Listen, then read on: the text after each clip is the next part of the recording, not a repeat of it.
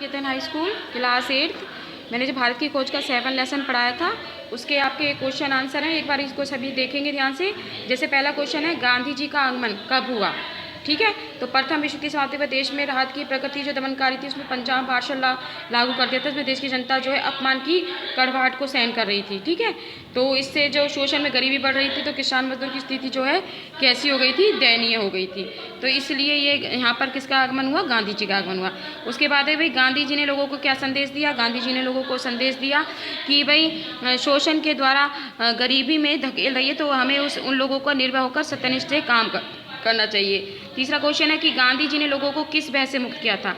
British शासन में लोग उनकी व्यापक दमनकारी नीतियों, दमघोटू वातावरण, सेना, खुफिया विभाग और साहूकारों, भुखमरी आदि के भय से व्याकुल रहते थे। लोग जो ब्रिटिश शासन में, जैसे हमारे जो भारतीय थे, वो इन लोगों से भयभीत रहते थे, इन चीज़ों से। जैसे जमींदारों से वो क्या लेते थे? उनसे कर लेते थे, सेना से जो पुलिस उसकी अंग्रेजों की थी, ठीक है, ऊपर से बेकारी वगैरह से होते थे। तो इसमें इन लोगों को भय से मुक्त करना था, गांधी जी का मकसद था।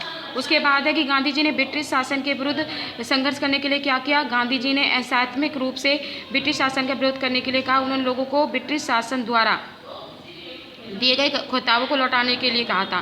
भाई जैसे जो अंग्रेजों ने जिन भारतीयों को खिताब दिए थे बड़े बड़े, उनको लौटाने के लिए कहा। और ये कहा कि सादगी जीवन व्यतीत करें और सिर्फ अपने ही भारत में बनी हुई चीज़ों का प्रयोग करें। उसके बाद क्वेश्चन आता है कि धर्म के प्रति गांधी जी के विचार क्या थे? कि धर्म के प्रति गांधी जी के विचार थे कि वह हिंदू थे और व्यर्थ के कर्म कांडों में विश्वास नहीं रखते थे। वो ये नहीं मानते थे कि भाई ये कर्म कांड है, ये है, तो उन्हें नैतिक नियमों को मानते थे जिनका संबंध सत्य और प्रेम और अहिंसा से था। गांधी जी कैसे भारत के निर्माण के लिए काम करना चाहते थे? भाई गांधी जी कैसे भारत निर्माण के लिए कार्य कर रहे थे जिसमें गरीब से गरीब व्यक्ति भी यह अनुभव कर सके कि देश के निर्माण में उसका भी हाथ है। ठीक है, उसके बाद है भाई, गांधी जी ने ये क्यों कहा कि हर आँख से हर हाथ पास लेना? कि गांधी जी के लिए धर्म उसके गौण हो जाता है तो डूबे हुए लोगों में उठाने लग जाते थे। उनका मानना था कि एक अद्भुत राष्ट्र को न कोई धर्म हो सकता है और न ही कला संगठन हो सकता है। ठीक है, अब जैसे लास्ट क्वेश्चन है कि ब्रिटिश सरकार की क्या नीति थी?